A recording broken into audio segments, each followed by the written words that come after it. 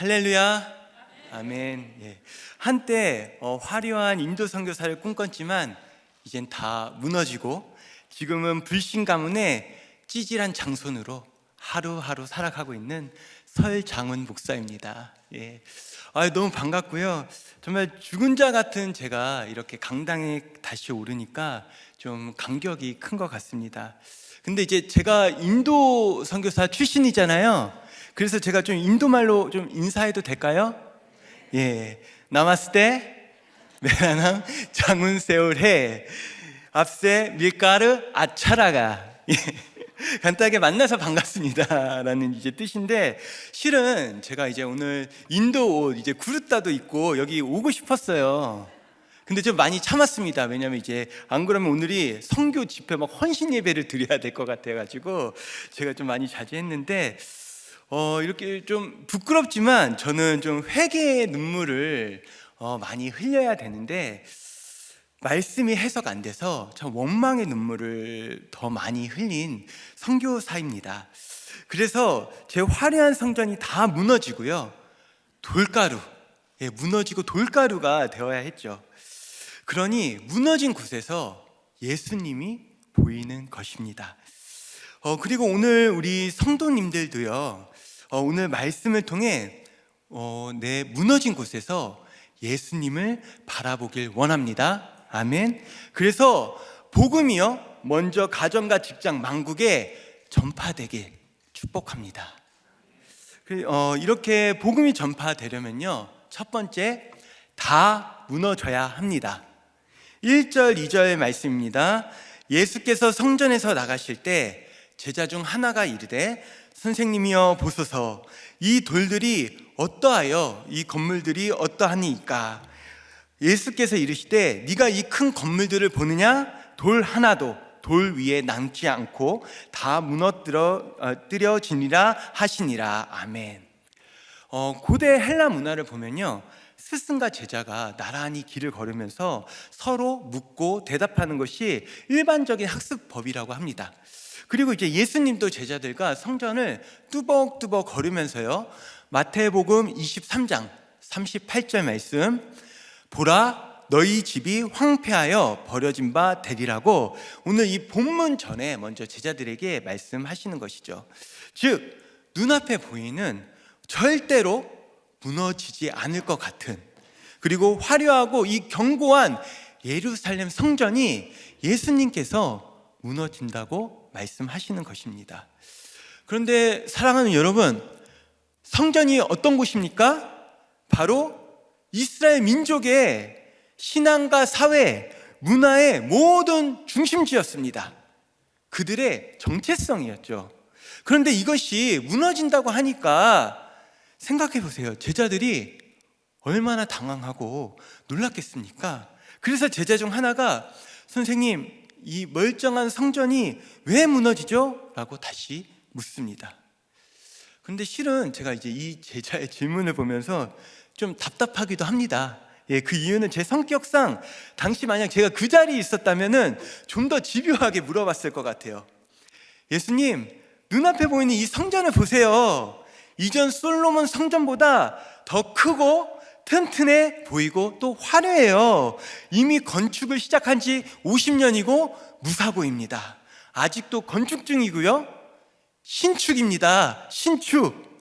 그리고 지붕에는 황금, 바닥에는 대리석을 깔고 또 오시는 성도님들 편안하고 아늑하게 이제 기도할 수 있도록 곧 기둥돌 사이에 군데군데 보석도 박을 예정입니다. 정말 멋지지 않아요? 이 화려한 성전은 우리의 자부심이에요 라고 이제 말할 것 같아요. 그리고 성경에 이렇게 말씀이 잘 안 들리는 사람도 있더라고 제가 기록되었을 것 같습니다. 그리고 이제 예수님께서 말씀하시죠. 이 큰 건물들을 보느냐? 돌 하나도 돌 위에 남지 않고 다 무너뜨리리라. 그리고 실제 AD 70년 로마 디도 장군이요, 반란을 일으킨 유대인에 대한 응징으로 성전을 완전히 무너뜨렸습니다. 그리고 돌마다 보석을 넣어 지었기 때문에 침공 당시에 사람들은요, 그 돌에 박힌 보석을 찾느냐고 진짜 실제 돌을 다 부셔버렸다고 합니다. 정말 말씀대로 이루어진 것이죠. 그런데 말씀을 계속 묵상하다 보니까요, 이런 생각이 들더라고요. 왜 예수님은 절대 무너지지 않을 것 같은 화려한 예루살렘 성전이 무너진다 하셨을까? 그리고 저는 이 궁금증을 풀기 위해 담임 목사님 책을 읽고요, 또 말씀을 듣고 이전 양육 받았던 내용들을 하나 둘씩 찾아보게 되었습니다. 그리고 말씀을 묵상하면 할수록 제가 참 화려한 성전을 바라보고요, 그 황홀함에 넋이 나간 유대인 같은 거예요. 참고로 저에게 화려한 예루살렘 성전은요, 선교사로서의 성공이었습니다. 그리고 그 누구에게나 인정받는 선교사, 그리고 선교사다운 선교사가 되고 싶었죠. 솔직히 말씀드리지만 저는 이제 학벌도 없고요, 노래도 못하거든요. 진짜 이거밖에 할 줄 몰라요. 그래서 외치는 거죠. 이것만은 절대 무너지지 않으리라. 이런 제 모습에 참 제가 뼛속까지 죄인이라는 것이 참 생각이 들더라고요. 사실 저는 이렇게 이제 우리들 교회 오기 전까지 설장훈 목사가 아니라 설장훈 선교사로 인도 선교 전문가로서 우리들 교회 같이 이제 대형 교회에 초빙되어 복음을 전하고자 하는 화려한 꿈을 가졌습니다. 인구가요 14억 명이에요. 많죠. 그리고 저는 이곳에 약 100개의 현지 교회를 개척하고자 목표를 했습니다. 그리고 인도는 다문화 다종교의 나라인데 케이스 바이 케이스로 제가 힌두교, 무슬림, 시크교가 있잖아요. 이들에게 상황에 맞춰서 복음 전하는 것에 대해 책을 써야겠다라는 생각도 한 거예요. 그리고 제가 제목도 미리 정했습니다. 그것도 시리즈로 1권 설 선교사 인도의 아버지가 되다. 제 자서전입니다. 그리고 2권 인도 선교 할 수 있다. 성도님들 어떻게 좀 잘 팔릴 것 같지 않습니까? 근데 아멘 하시면 안 돼요. 솔직히 말씀을 해석된 지금 돌아보면요, 제가 참 혈기왕성한 젊은 선교사의 치기 어린 욕심이죠. 그렇죠? 지금 생각해도 제 모습이 오 주여 하면서 이제 소리가 나오고 참 부끄럽습니다. 그런데 당시에는요, 왠지 10년 정도 몸이 부서져라 이렇게 사역하고 헌신하면 이게 가능할 것 같았어요. 그리고 이것이 제 사명이라고 생각했죠. 그래서 그 누구보다 저는요, 선교지에서 열심히 사역한 것 같습니다. 50도 날씨에 날마다 전도하고요, 신방하고 제 옷이 땀에 하얗게 소금이 생길 정도였습니다. 그런데 문제는 어느 날부터인가 이유 없이 제 몸에 통증이 생기더라고요. 그래서 현지 병원에 가서 검사를 받았지만 의사의 진단은요, 항상 언제나 복통이었습니다. 복통. 그래서 처방도 마땅한 또 치료제가 없어요, 인도는. 그래서 이제 치료제 없이 항상 진통제만 이제 받아왔죠. 그런데 이제 진통제를 먹어도 이게 낫지 않고 이제 통증이 계속되니까 병원에 가서 또 진단을 받고 다양한 종류의 진통제만 이제 받아와야 했다는 것입니다. 그래도 이것이 이제 해결되지가 않았어요. 그리고 이제 확신했죠. 나중에 진짜 내가 한국인만큼 나보다 진짜 인도 진통제를 이렇게 종류별로 다양하게 참 먹어본 사람은 없겠구나라는 진짜 이런 생각도 하게 되었습니다. 참 제가 뭐 자랑할 게 없으니까 이런 것도 자랑하게 됐네요. 별것 다. 하지만 시간이 흘러서요, 제 몸에도 진통제에 대한 내성이 생겼는지 아무리 약을 먹어도 정말 통증이 가시지가 않았습니다. 그래도 성도님들, 제가 죽으면 죽으리라 하면서 살거든요. 화려한 꿈을 꾸고 있으니까 사역을 도저히 쉴 수가 없는 거예요. 그래서 저는 진통제를 먹고도요, 그래도 약효가 미약하게나마 나타나는 그 타이밍을 제어했습니다. 진통제를 먹은 후 효과가 발생하는 시간은 약 1시간, 효과가 지속되는 시간은 1시간 반 정도 되기 때문에 예배, 양육, 신방 1시간 전에 알람을 맞춰 놓고요, 약을 먹었어요. 그리고 1시간 반 사역을 하고 나서 쉬는 것을 반복적으로 했습니다. 당시 이게 사명이라 생각했어요. 그래서 나중에는요, 정말 자리에 앉아 있는 것조차 힘들 정도로 제게 통증이 오더라고요. 근데 정말 사람의 욕심이 무서운 게요, 복음화율 1% 지역에 교회가 개척되고 현지인들이 점점 오니까 제 욕심과 열심을 도저히 버릴 수가 없었습니다. 화려한 성전이 지어질수록요, 점점 더 성공과 명예에 대한 욕심이 제 안에 생기고요, 세상에 제 안에 욕심이 아픔의 그 통증을 넘어서는 거예요. 얼마나 이 죄라는 게 무섭습니까, 성도님들? 그쵸? 이 통증을 넘어서는 이 죄. 그런데 제가 처음부터 화려한 이 예루살렘 성전을 바라보면서 가려던 것은 아니었습니다. 그 누구보다요, 저는 주님을 사랑했기에 부르심에 순종하고자 선교사로 헌신했습니다. 그리고 교회를 개척하며 진행할 때도 주님 한 분만 보고 나아갔죠. 그런데 욕심이 생기니까 제 초심이 변질되는 것입니다. 저도 모르게 예수님이 아니라 화려한 예루살렘 성전을 바라보고 있고요, 그리고 그 성전을 내 우상으로 섬기는 제 모습이었습니다. 그래서 하나님은 제 안에 화려한 이 예루살렘을 다 무너뜨려야 했습니다. 제가 한국에 오기 전에 정말 사역의 정점이라 할 수 있는 전도 축제가 인도에서 있었습니다. 당시 현지인이 약 100명 이상 왔었는데요, 새가족 1명에게는 잠재적으로 3명 이상의 또 다른 새신자가 있다고 저는 이제 선교사 훈련을 받으면서 배웠기에 앞으로 이제 성도들이 또 많이 와서 교회가 성장할 생각에 진짜 마음이 너무 기쁜 거예요. 꼭 화려한 예루살렘 성전 건축이요, 인도에서도 다시 시작되는 것 같았습니다.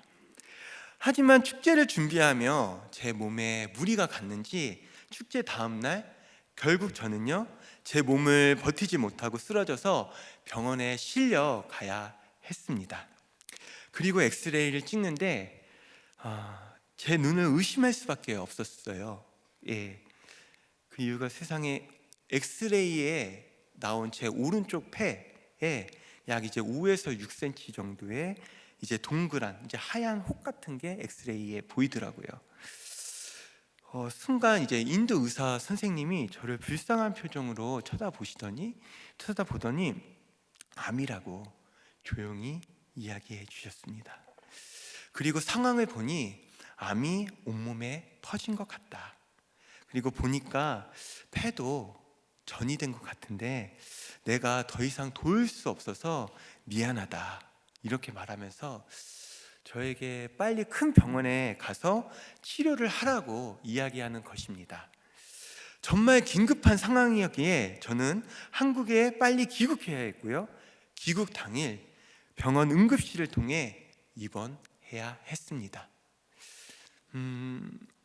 제 안에 화려한 성전이요, 진짜 돌 하나 남기지 않고 다 무너지는데 불과 48시간 이 채에 걸리지 않은 것입니다. 이렇게 생각지 못한 무너짐의 사건은요, 제 모든 계획과 행동도 멈추게 했어요. 저는 인도 전문가로서요, 오늘같이 이제 설장의 선교사, 성도님들한테 설장의 선교사로 불리고 싶었는데 제 바람과 다르게 의사, 간호사 선생님께 설장훈 환자로 불렸죠. 그리고 자랑스럽게 제가 인도 옷을 입고 싶어 했잖아요. 선교사임을 드러내는 그 현지 옷을 입고 싶었는데 그게 아니라 환자복을 입어야 했습니다. 그리고 강단에서 복음을 외치는 모습에서 침대에 누워 검사 결과를 기다리며 불안해하는 무력한 존재가 돼야 했죠. 그리고 이것만은 절대 무너지지 않으리라 외쳤던 제 화려한 꿈, 그리고 더 나아가 제 미래에 대한 소망과 사명, 또 가족과 물질까지 다 무너지게 하셨습니다. 그런데 신기한 것은요, 성도님들, 제가 말씀을 준비하면서 진짜 이 무너짐의 사건을 통해 객관적으로 제 모습을 돌아보게 된다는 것입니다.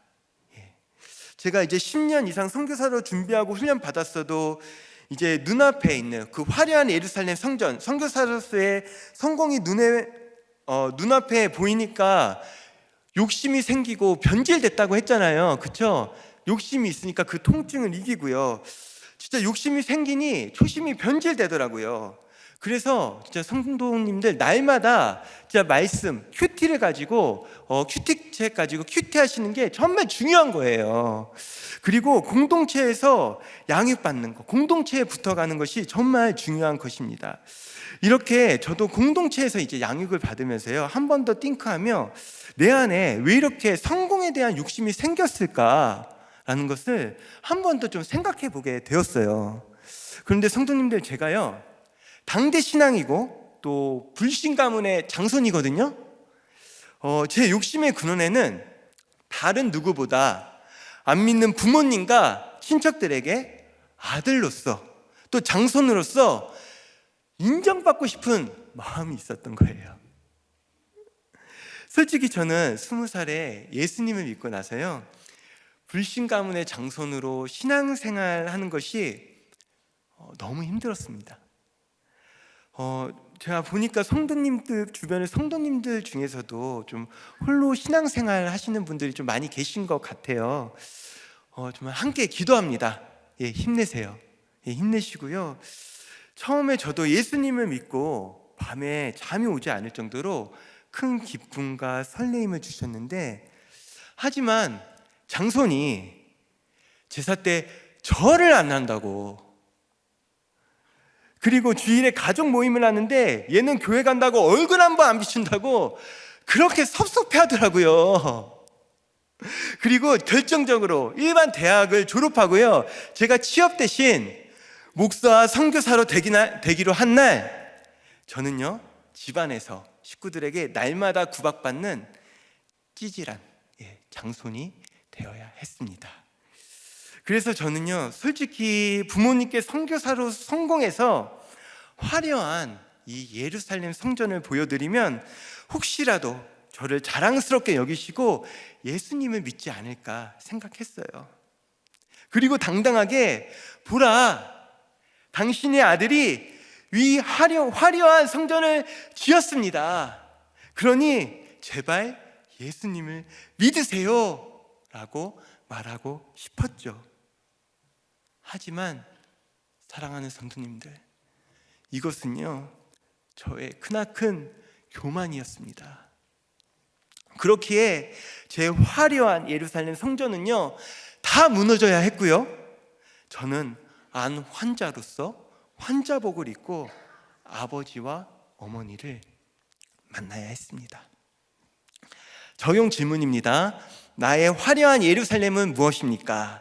꿈과 소망, 건강과 소유, 가족 등 이것만은 절대 무너지지 않으리라 여기는 것은 무엇입니까? 복음이 전파되려면요, 두 번째는 있어야 할 일임을 인정해야 합니다. 3절, 4절 말씀입니다. 예수께서 감람산에서 성전을 마주 대하여 앉으셨을 때에 베드로와 야고보와 요한과 안드레가 조용히 묻되 우리에게 이르소서 어느 때에 이런 일이 있겠사오며 이 모든 일이 이루어지려 할 때에 무슨 징조가 있사오리이까. 성경 마태복음을 보면요, 제자들이 예수님께 물었다고 간략하게 표기가 되거든요. 하지만 오늘 이 마가복음은 좀 더 구체적으로 베드로와 야고보, 요한과 안드레의 이름이 언급되고 이들이 제자들의 대표성을 가지고 예수님께 물었다고 합니다. 그리고 생각해보면 평소에는 전혀 상상치 못한 이 눈앞에 예루살렘이요 무너진다고 하니까 제자들이 이 예수님의 말씀의 의미가 얼마나 궁금했겠습니까? 그렇죠? 그래서 제자들이 예수님께 질문을 하는데, 문제는 세상에나 이 제자들이요 예수님의 말씀을 제대로 이해를 못하는 거예요. 예수님은 이스라엘의 그 영적인 부분을 이야기하시는 것인데 제자들은 때와 징조에만 관심이 있는 것이죠. 그리고 5절 6절 말씀입니다. 예수께서 이르시되 너희가 사람의 미혹을 받지 않도록 주의하라. 많은 사람이 내 이름으로 이르되 내가 그라하여 많은 사람을 미혹하리라.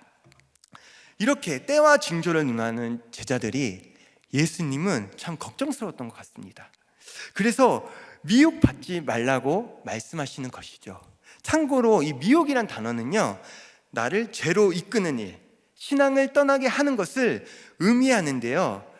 성도님들, 우리가 예수님을 믿고 이렇게 교회에 나오잖아요. 이렇게 예배를 드리고 또 예수님을 믿어도 항상 우리 주변에는 미혹될 것이 너무 많아요. 그렇죠? 외모에, 학벌에, 돈에, 음란에, 명품에, 공부 잘하는 자식에 어떻습니까? 우리 마음이 수시로 미혹됩니다.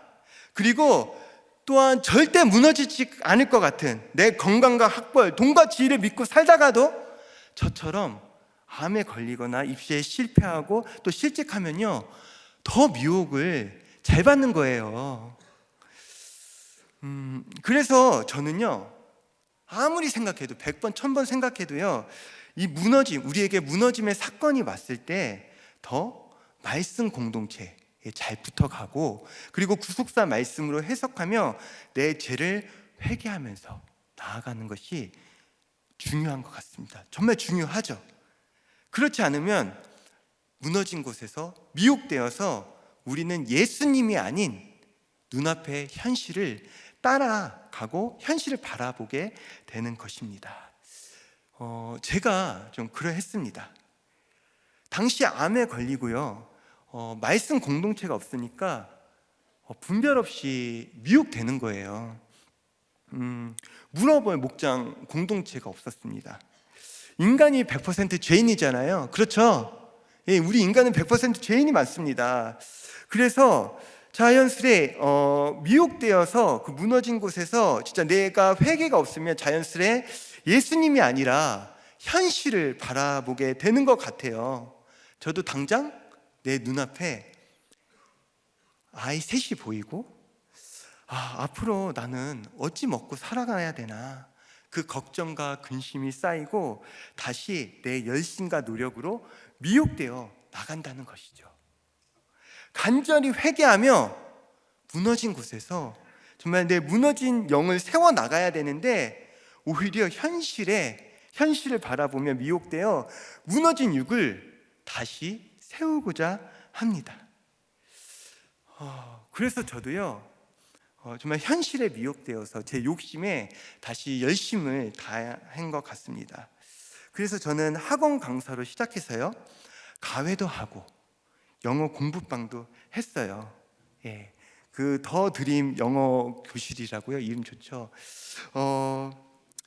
외국인과의 대화, 여러분의 꿈을 이뤄드립니다 라고 이렇게 말하면서 실제 전단지에 제 인도 경력을 넣고요, 중요한 것은 원장 직강, 원장 직강이 되게 중요한 것입니다. 이렇게 이제 하면서 당시 제가 있었던 곳이 이제 아파트 6,000세대가 있었거든요. 정말 집집마다 제가 돌아다니면서 전단지를 다 돌렸어요.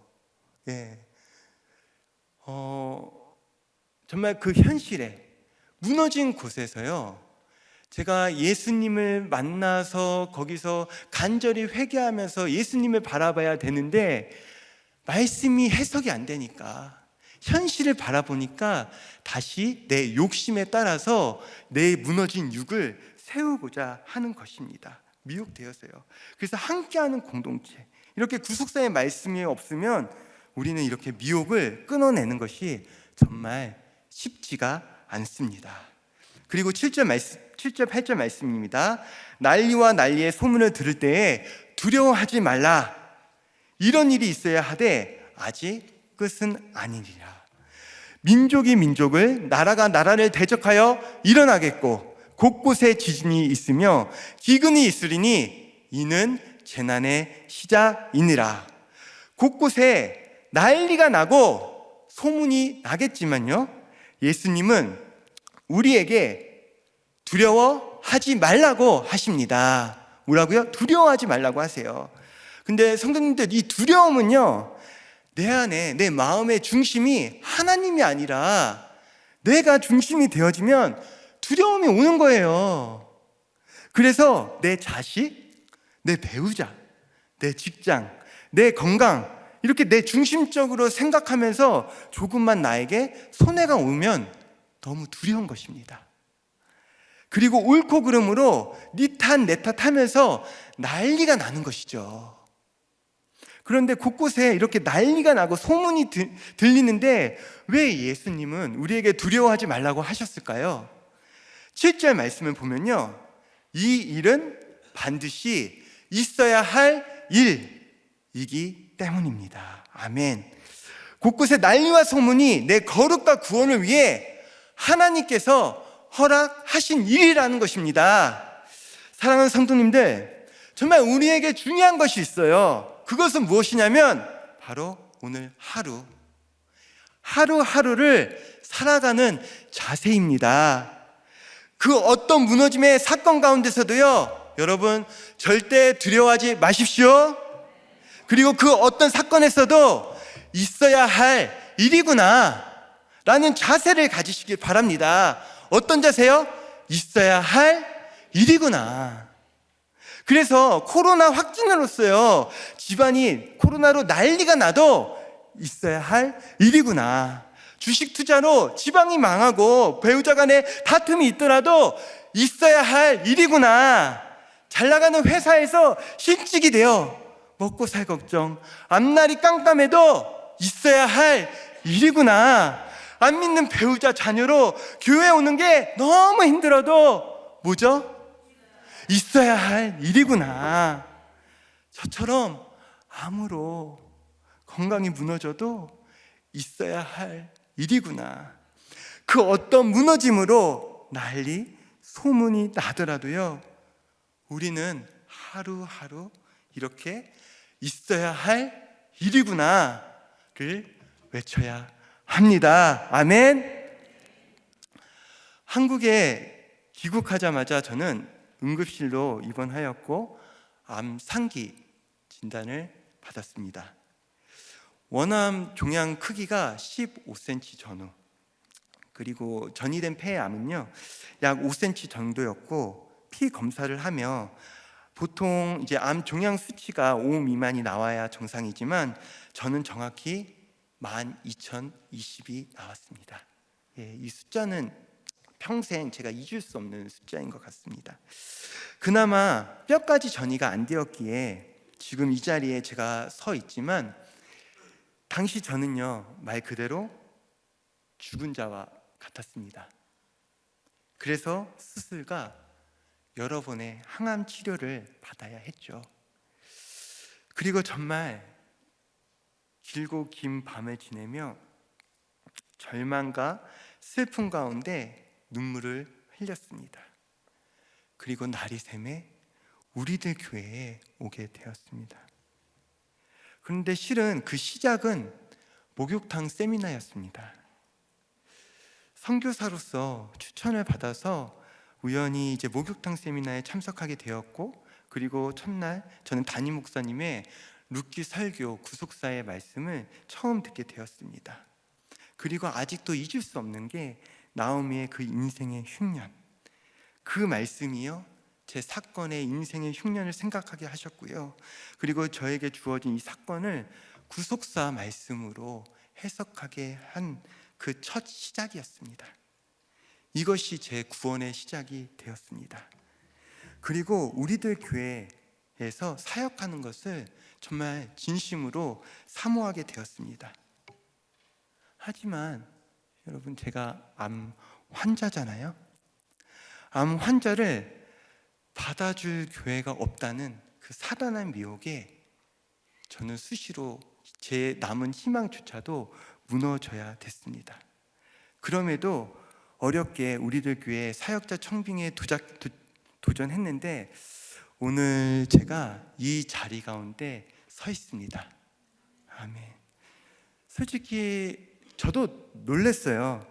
왜냐하면 보통 교회는 이제 암이라 하면 무서워하거나 기피하거든요. 근데 이제 우리들 교회는 감사하게도 이 암이라고 하니까 세상에 구원의 약재료가 된다고 너무 좋아하시는 거예요. 실은 제가 너무 당황했거든요. 정말 제가 어느 것 하나 잘하는 게 없는데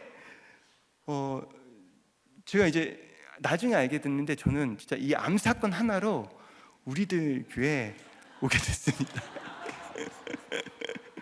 그리고 실은 이제 우리들 교회 와서도 제가 좀 상태가 좋지 않았어요. 말씀도 해서 이게 또 해석돼야 되는 시간이 있으니까.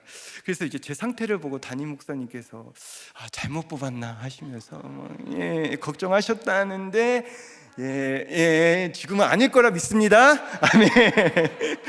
이렇게 저는요 나리샘에 진짜 우리들 교회 공동체와 함께하며 즐겁게 말씀을 듣고 양육받으며 주어진 사건을 하나 둘씩 해석해가는 축복을 하나님께서 주셨습니다. 제 인생의 암 사건과 더불어 아버지의 부도 또 자녀의 아픔 등 잊고 싶은 사건들이라서 좀 더 묵상하고 해석하는 데 시간이 필요했지만요, 큐티 묵상과 양육의 시간을 통해 하나님이 이 모든 고난은 있어야 할 일임을 인정하게 하셨습니다. 그리고 6이 무너지는 사건을 통해서 영을 세워가셨습니다. 지난주 목자 수련회 때 저는 신임 목자로서요 안수를 받았습니다. 당시 제가 표현은 못했지만요, 정말 암으로 죽은 것 같은 제가요, 꿈과 소망도 다 무너졌다고 원망의 눈물을 흘리던 제가 우리들 교회 목자가 되었습니다. 그렇게 신임 목자로 임명되는 날, 긴긴 밤 죽은 자와 같은 저에게, 모든 소망이 무너진 저에게 하나님이 다시 사명을 주신 것 같았습니다. 나의 무너짐의 사건을 기억하라 말씀하시고 여전히 무너진 성전에 힘들어하고 아픔과 상처 가운데 있는 사람들에게 다가가서 말씀을 전하고 살리라고 사명을 주신 것 같았어요. 그리고 감당한 힘도 주셨습니다. 솔직히 예전에는요 항암 치료 이후에 체력이 너무 버거웠습니다. 그래서 정말 사역을 하는 것이 쉽지가 않았는데 이제는 주신 사명 잘 감당하라고 시간이 흐르고 체력도 점점 회복되어 작년 11월에는요 완치 판정도 받게 되었습니다.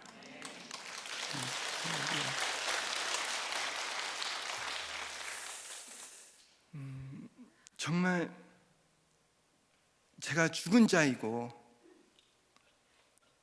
사명이 무너졌고 꿈도 무너져서 죽은 자였는데 이 죽은 자를 하나님께서 살리신 것이기에 한 영혼의 구원을 위해 하루하루 살라고 생명을 다시 주신 것 같아요.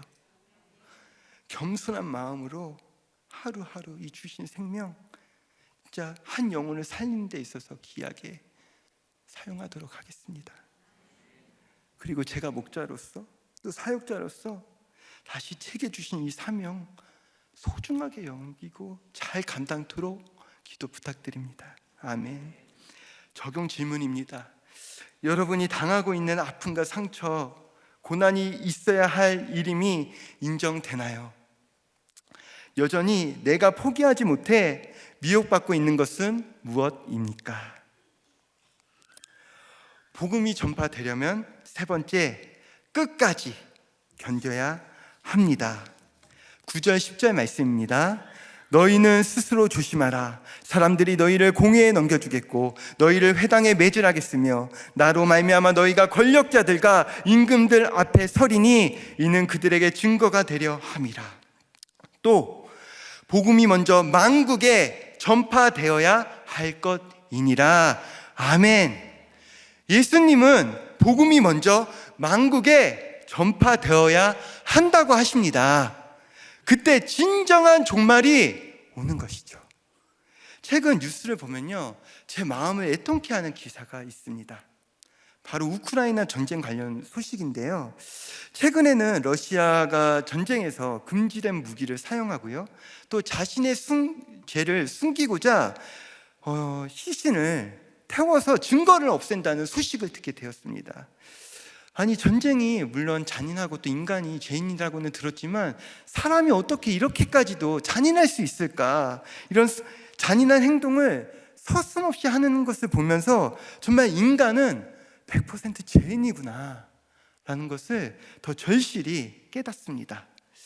그리고 제가 올해 맡은 사역 중 하나가요, 우리들 교회 선교국에서 선임 목사님들과 함께 선교 사역을 진행해 나가는 것입니다. 그리고 얼마 전에 한 선교사님이 이제 영문 큐티인 책을 가지고 이제 우크라이나 난민들에게 가져가실 수 있도록 그렇게 이제 돕고요. 그 선교사님과 수시로 카톡을 주고 받으면서 난민들 상황을 전해 들었어요. 그리고 이제 솔직히 뭐 전쟁 가운데 집 떠나고 가족 헤어지는 그 전쟁의 난민의 그 슬픔을 뭘로 다 표현할 수 있겠습니까? 하지만 이 난민들이요, 슬픔이 있지만 그 큐티인 말씀, 특히 그 큐티인 가운데 그 말씀의 간증을요 읽고 참 많은 위로를 받고 좋아한다는 소식을 제가 전달받았습니다. 그래서 저는 이 큐티 목회야말로요, 전쟁과 기근, 재난 가운데 더 필요하다고 생각했습니다. 그리고 또 복음이 먼저 만국에 전파돼야 되지 않습니까? 그래서 저도 몇 주 전에 제가 아는 인도 현지 제자에게도 이제 영문 큐티인을 전달했죠. 예, 사진이 있는데요. 예, 저기 이제 보시면 이 친구는요, 아버지가 이제 군인이고 또 이제 힌두교 안에서도 카스트 제도 아래서 이제 지금은 없어졌지만 그래도 이제 높은 계층에 있는 이제 현지인입니다. 그럼에도 이제 진짜 하나님의 은혜로 회심하였고 지금 이제 목회자의 길을 가고자 하고 있거든요. 그래서 이제 생각이 나서 이렇게 이제 큐티 책을 제가 보낸 거예요, 영문 책을.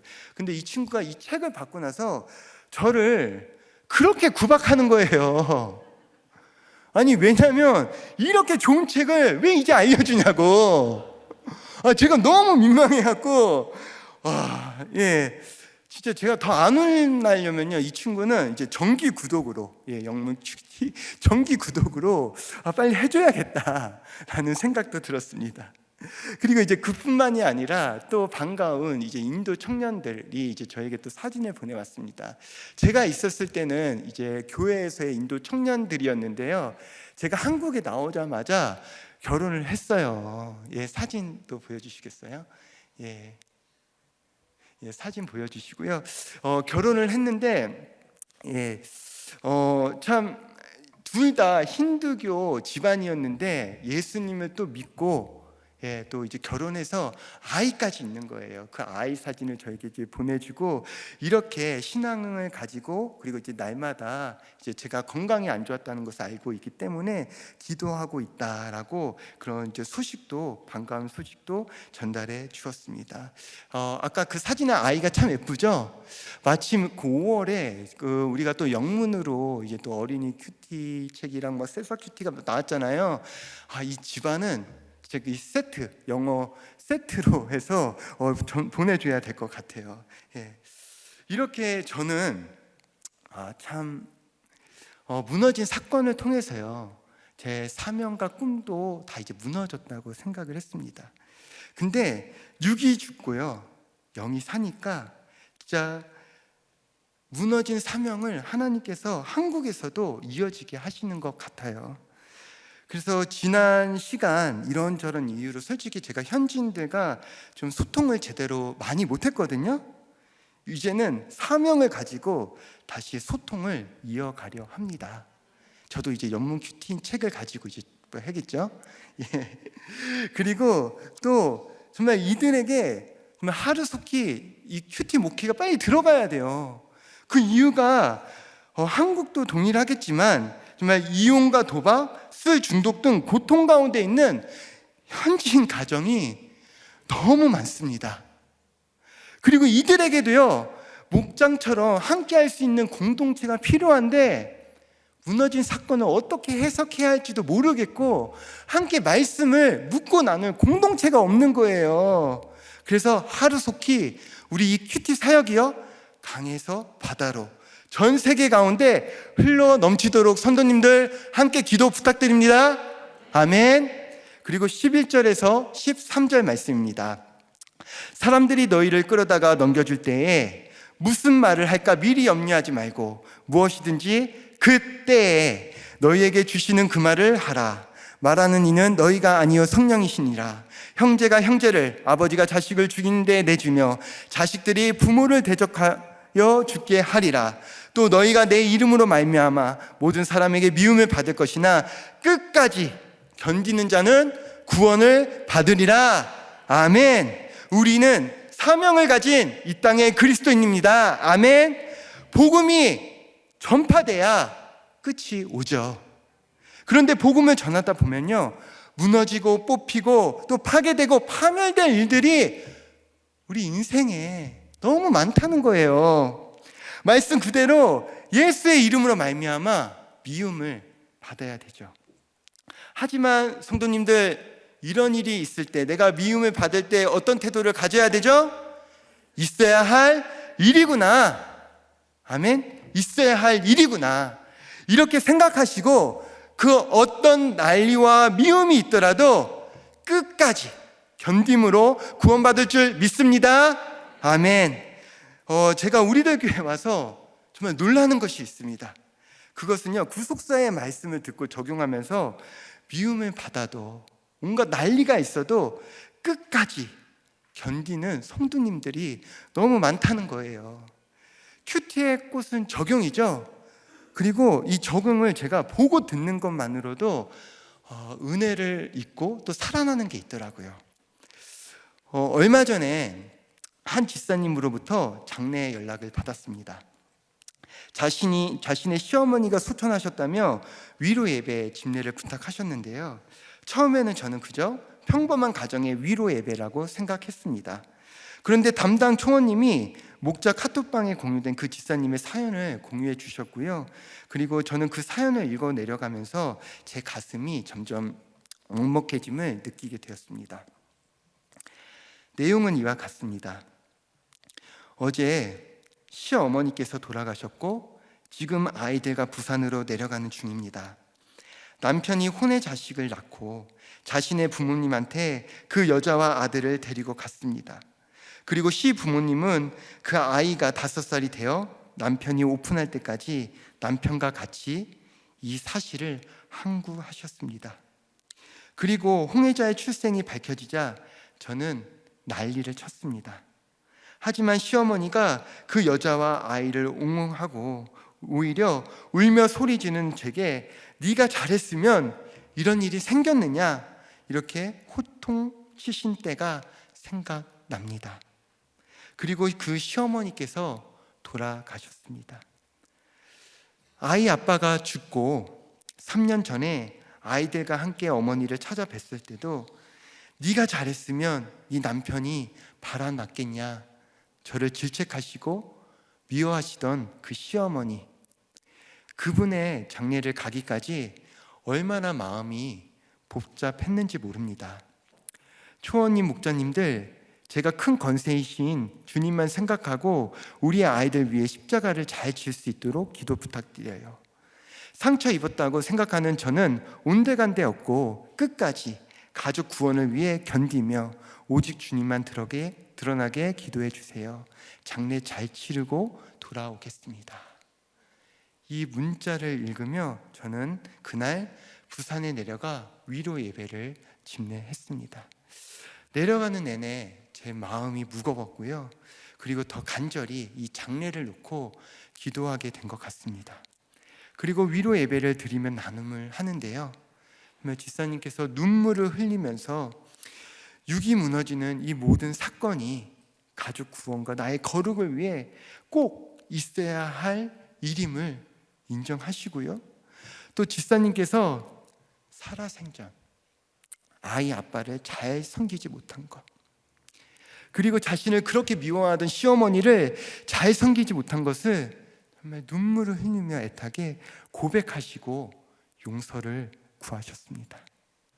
눈물의 회개로 가정의 분쟁이 성령의 분쟁이 되고 말씀 그대로 성령의 소망을 바라보게 하는 순간이 된 것이죠. 세상은 옳고 그름으로 피해자라 말하며 정말 미움과 증오를 만들면서 난리를 치게 만듭니다. 하지만요, 우리 집사님들은요, 정말 구원을 위해 온갖 난리가 나고 미움이 있더라도 끝까지 잘 견딥니다. 그렇죠? 아멘. 육이 무너지고 영이 세워지는 사건들이 우리에게 많이 있습니다. 이와 같이 큐티를 적용하시면서 육이 무너지더라도 영을 세워나가시길 바랍니다. 그러면서 제 자신도 이렇게 성도님들의 적용을 보면서 제 자신도 좀 많이 돌아보게 되는 것 같아요. 이렇게 성도님들, 저는 이런 적용을 보면서 정말 우리들 교회에서 사역하는 게 정말 즐겁습니다. 아멘. 제 즐거워 보이죠? 아멘. 저 정말 즐거워요. 막 웃어요. 구속사에 또 말씀을 듣고요, 말씀 공동체에 붙어가는 게 너무 행복해요. 아멘. 정말 행복해요. 예수님의 첫사랑을 같이 너무 행복한 거예요.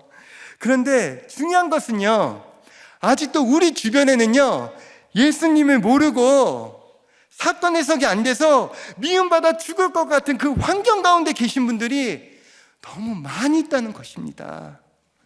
사랑하는 여러분, 우리가 그들에게 가서 구원의 예수님을 알려줘야 되지 않겠습니까? 아멘. 죽을 것 같은 그 무너짐의 사건이 반드시 있어야 할 일임을 알려줘야 되지 않겠어요? 알려줘야죠.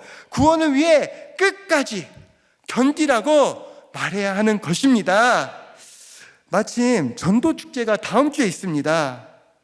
사랑하는 성도님들, 정말 많은 분들이 오셔서요, 구속사의 말씀을 듣고 살아나셨으면 좋겠어요. 그래서 다음 주 전도축제에 많이 초대해 주시고 함께 구원을 위해 끝까지 잘 견디는 우리가 되길 소망합니다. 적용 질문입니다. 구원을 위해 끝까지 나는 미움을 잘 받고 견디고 있나요? 천국 복음을 먼저 전파해야 할 사람은 누구입니까? 말씀을 맺겠습니다. 복음이 전파되려면요, 우리 안에 화려한 예루살렘 성전이 다 무너져야 합니다. 그리고 이 사건은 내 거룩과 구원을 위한 사건이고 반드시 있어야 할 일임을 인정해야 합니다. 사랑하는 성도님들, 그 어떤 미움이 있더라도 끝까지 견디세요. 내 안에 어떤 무너짐의 사건이 있더라도 무너진 가운데 예수 그리스도를 바라보시길 바랍니다. 이와 같은 때에 복음이 먼저 만국에 전파될 것입니다. 아멘. 찬양하고 기도합니다. 말씀을 기억하며 찬양합니다. 이와 같은 때에 난 노래하네, 사랑을 노래하네, 주님께 이와 같은 때에 손 높이 드네,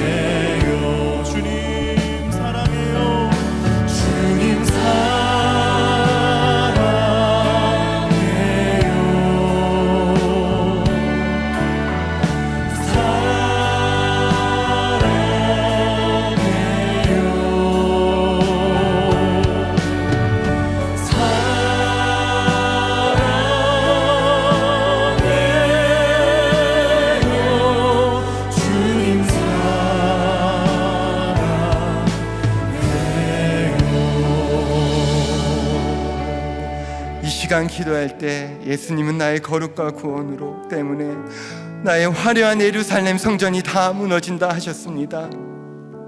무너짐으로 난리와 소문이 나더라도 우리가 두려워하지 않도록, 그리고 그 어떤 미움과 환난이 있더라도 끝까지 견디며 구원받게 해달라고, 그리고 복음이 먼저 만국 곳곳에 전파될 수 있도록 주님, 이 인구 절벽 시대로 가고 있는 우리나라를 불쌍히 여겨 주시고 우크라이나 전쟁이 하루 속히 종식되도록, 또 큐티 목회가 강에서 바다로 전 세계 가운데 흘러가 각 선교지마다 많은 자들이 살아나도록 다 같이 우리 주님 이름 부르고 기도하겠습니다.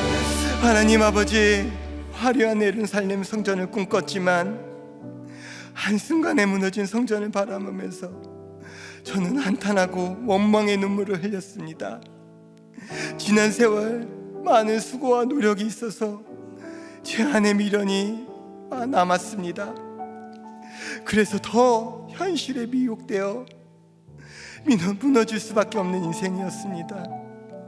그럼에도 이제는 말씀으로 또 공동체에 붙어가게 하시며 사건을 해석하게 하시고 제 원망의 눈물을 회개의 눈물로 바꿔주시니 주님 감사합니다. 주신 은혜 기억하며 하루하루 주신 사명 잘 감당하게 하여 주시옵소서. 그리고 우리 성도님들을 위해 기도합니다. 특별히 무너진 성전 가운데 낙심하고 원망의 눈물을 흘리고 있는 성도님들이 많습니다. 주님, 우리 성도님들 불쌍히 여겨주시고 무너진 곳에서 예수님을 바라보게 하여 주시옵소서. 나에게 주어진 이 사건이 내 거룩과 구원을 위해 꼭 있어야 할 일임을 알게 하시고 말씀으로 위로하여 주시옵소서. 복음이 만국에 전파되는데 내가 미움을 잘 받아서 우리 가정에 복음이 전파되길 원합니다. 나의 자녀 배우자에게 복음이 전파되고 미움을 받더라도 끝까지 견디고 구원받게 해 주시옵소서. 교회를 위해 기도합니다. 주님, 우리들 교회 말씀 죽상과 가정 중수 사역에 기름 부어 주셔서 이 민족의 가정과 교회를 살리는 마중물의 역할 잘 감당하게 하여 주시옵소서. 특별히 다음 주 전도 축제가 있습니다. 우리가 VIP들을 초청하여 그분들이 구속사의 말씀을 듣고 배우자, 자녀, 가정이 살아나게 해 주시옵소서.